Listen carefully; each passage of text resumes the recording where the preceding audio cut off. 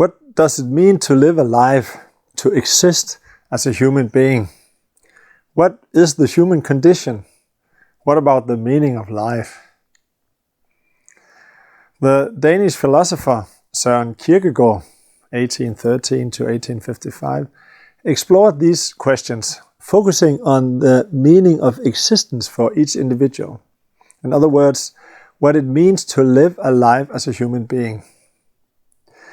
Kierkegaard was an existential philosopher and, along with Nietzsche, is considered one of the founding figures of existentialism, a highly influential philosophical movement in the 20th century that deals with these very issues.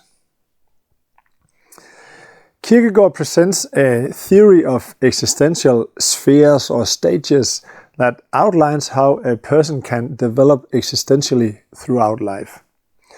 Even though this stage thinking comes from the 19th century, it's surprisingly relevant today. In this video, I'll briefly sketch out the main points. Because of the style Kierkegaard uses in his writings, his thoughts can be interpreted in many different ways. In the following, I'll be using a common interpretation, though I have simplified it somewhat to give a clearer overview. Kierkegaard's theory describes a progression through 3 stages with an underlying level, essentially 4 spheres or stages of existence. These are the Philistine, the aesthetic, the ethical, and the religious stages. The Philistine is the narrow-minded or bourgeois type, a follower of norms without much thought, just part of the crowd. Identity is wrapped up in work, appearance, social status, talents, and so on. At this stage, there's a belief that life is self-directed, but in reality it's external factors that are in control. Deep down, there's no real meaning. Life is defined by external norms, though this isn't seen. There's no real thought about what to do with life. Life can be good, but it's built on a fragile foundation.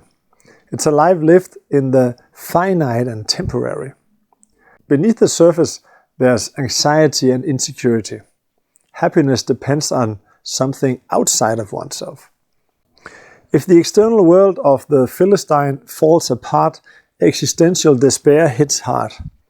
The foundation of life seems to disappear. This despair can either lead to a complete collapse or become the turning point toward actual existence, moving up to the next stage, the aesthetic. The aesthetic has realized that the Philistine life is empty and meaningless.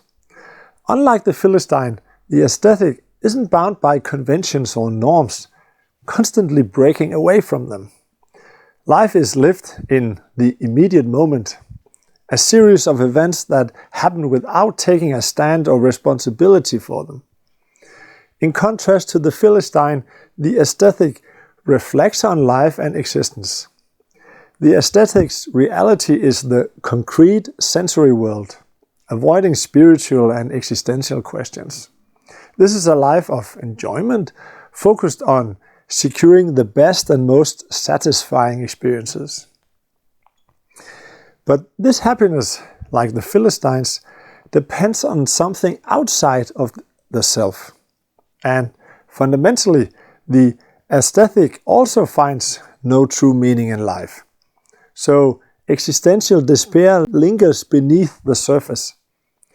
Instead of addressing this despair, there's an attempt to escape it through exciting experiences, whether physical sensations or a heavy consumption of entertainment, seeking constant stimulation.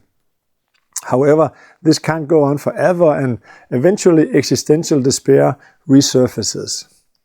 The solution is to make an existential choice, the choice.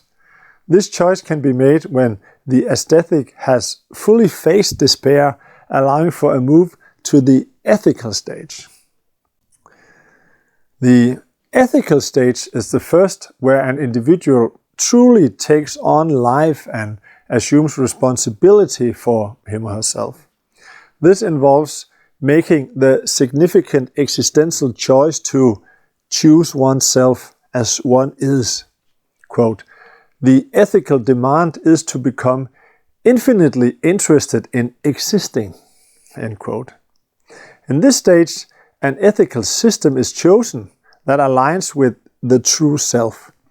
This provides direction and meaning in life, allowing for a clear sense of what is right and wrong in a given situation, and a responsible choice is made for the right action. The ethical life is one of presence, where there's acceptance of oneself and passionate engagement with existence. The ethical person is balanced and purposeful, never succumbing to boredom or weariness of life. Instead, there's joy and meaning found simply in living, as full responsibility is taken for what life contains. Stability is often appreciated in daily life. Morality guides actions, making the ethical individual a cornerstone of society. So in this stage, responsibility and moral commitment are central. The ethical person is actively engaged and makes conscious choices. At this point, one has become honest and responsible. However, even the ethical individual may eventually feel a lack of meaning in life and, as a result, experience existential anxiety. The answer, according to Kierkegaard's theory of stages, lies in the fourth and final stage, the religious stage. The genuinely religious person relates to the absolute, God. The ethical person believes it's possible to choose oneself and define good and evil, but this isn't possible. The religious person sees that the ethical choice isn't a personal achievement, but rather a gift.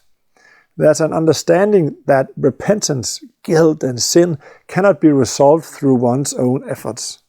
Only God's forgiveness can bring coherence to a person's life. Belief in God's forgiveness goes against human reason. Proof of God can never be obtained. One must have faith. The religious person takes a leap into the unknown, a leap of faith, as Kierkegaard famously described, quote, "a leap of 70,000 fathoms of water," end quote. In this leap, there's a surrender of the self, only to have the true self given back by God. The religious stage, in Kierkegaard's view, represents the highest goal for a person. A conviction that, combined with his Christian faith, is evident throughout his works. Existentialism, which to some extent can be seen as a development of Kierkegaard's ideas, rejects this religious aspect. This leaves the question of life's meaning. If it isn't provided externally through faith and religion, then what is it? I've discussed the question of the meaning of life in another video. It's important to mention that Kierkegaard's theory of stages can be interpreted in different ways. One interpretation is that it is a fixed developmental path where one moves through each existential sphere or stage step by step, as I've outlined earlier.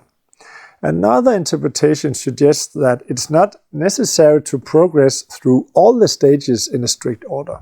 What both interpretations share is the idea that once existential insight is gained, reaching a certain stage, it cannot be lost. However, a person may still exhibit traits associated with earlier stages. Where do people fall on these stages then? One way to interpret them is as a reflection of a relatively typical human life. Starting off heavily influenced by norms, then in youth seeking to break free from restrictive boundaries.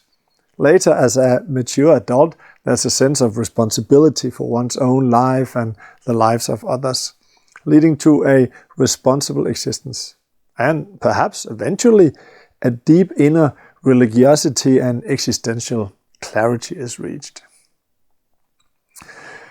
Alternatively, the stages can be interpreted in such a way that many, perhaps most, people remain at the level of the Philistine, living busy lives filled with work, family, and so on, but existentially unreflective and ultimately driven by social and other norms.